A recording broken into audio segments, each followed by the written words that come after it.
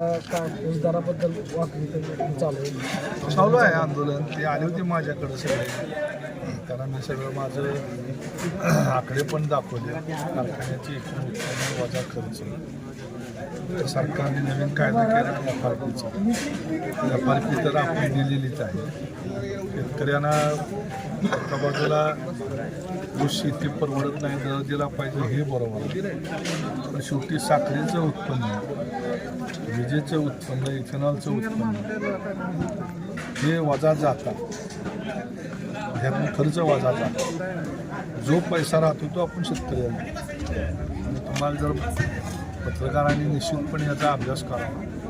गेल्या 10-12 वर्षामध्ये आमच्या पांडुरंग सहकारी साखर कारखान्यानं तालुक्यातल्या इतर कारखान्यांपेक्षा जवळजवळ 350 ते 400 कोटी रुपये गेल्या 10-12 वर्षात जादा दिली माझ्या सभासदांना. त्यामुळं आम्ही कधीच कोणाची बरोबरी म्हणून नाही, पण अधिकचं जेवढं देता येईल द्यायला प्रयत्न करू. पण दुर्दैवानं काय झालं की आता काही लोक आंदोलन करतात त्यांना आम्ही म्हणतो म्हणून हा दर दिला पाहिजे. ते म्हणतात 3000 नाही, मला वाटतं अजून जास्त द्यावा.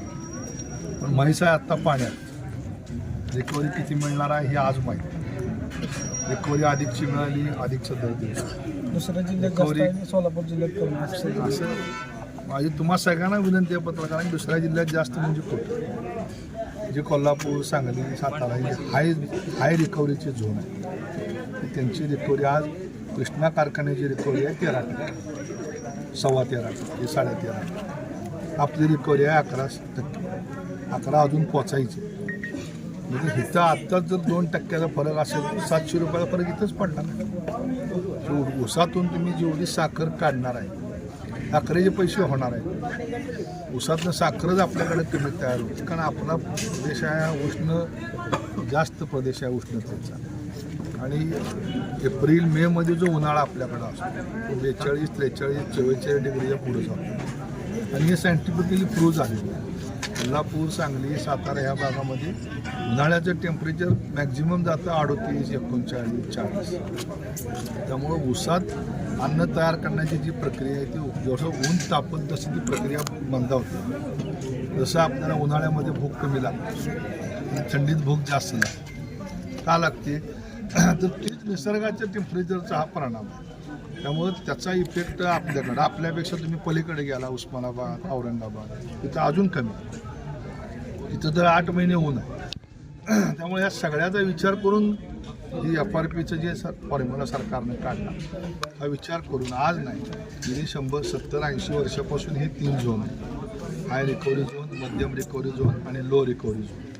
आपण येतो ते मध्यम रिकव्हरीमध्ये. कोल्हापूर, सातारा, सांगलीची रिकव्हरी आपल्यापेक्षा 1-1.5%, 2% जास्त लागते.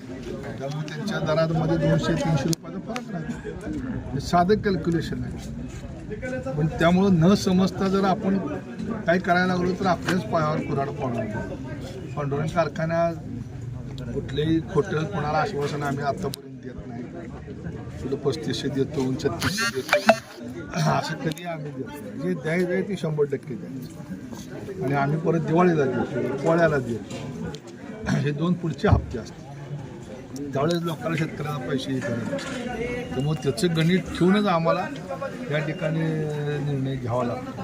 त्यामुळं एका बाजूला दिला पाहिजे ही भावना आहे, दुसऱ्या बाजूला कसं द्यायचं हे आर्थिक गणित आहे. त्या दोन्हीचा मेळ घालून आम्ही पुढे जातो.